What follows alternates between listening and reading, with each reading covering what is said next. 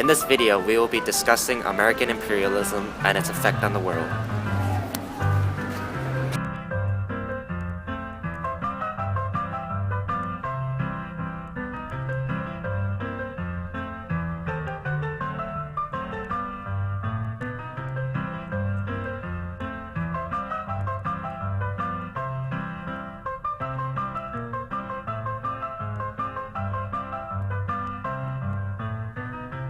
Some things that pushed the United States into imperialism was the belief in New Darwinism, which stated that the Americans were better than others and expansion would benefit other nations greatly. Another one was New Manifest Destiny, which stated that the US should expand beyond its own borders rather than stop at its own.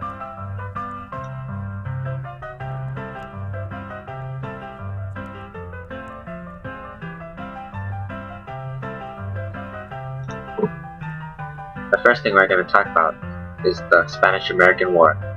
From the Spanish-American War, Cuba remained independent, while Puerto Rico and the Philippines were gained after the Americans defeated the Spanish. This war started due to several reasons, one of them being the main explosion when an American ship was docked on a Spanish port.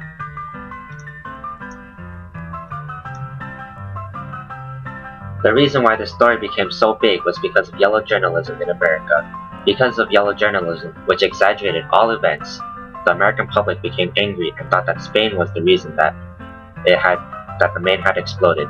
Because of this, the Americans became angry and decided to go to war with Spain. Another result of American imperialism was the acquirement of the Panama Canal, which was acquired from a treaty with the country of Panama, which would give the Americans full control of the Panama Canal.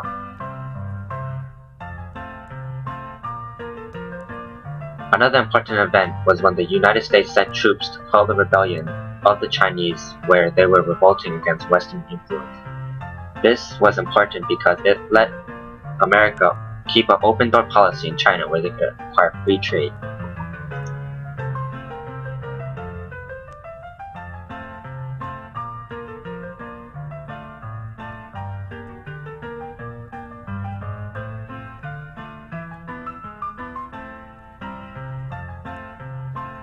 Along with the Zimmerman Note, many of the other things that caused the U.S. to join World War I was the sinking of the Lusitania and unrestricted submarine warfare.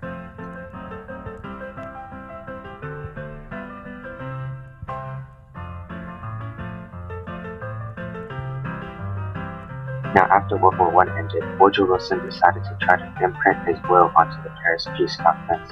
The 14 points, along with the League of Nations, were voted upon. Despite the League of Nations passing the vote during the conference, the U.S. Senate voted to deny the treaty itself, crippling the League of Nations and rendering it useless, a move that would result in a second terrible war in 1939.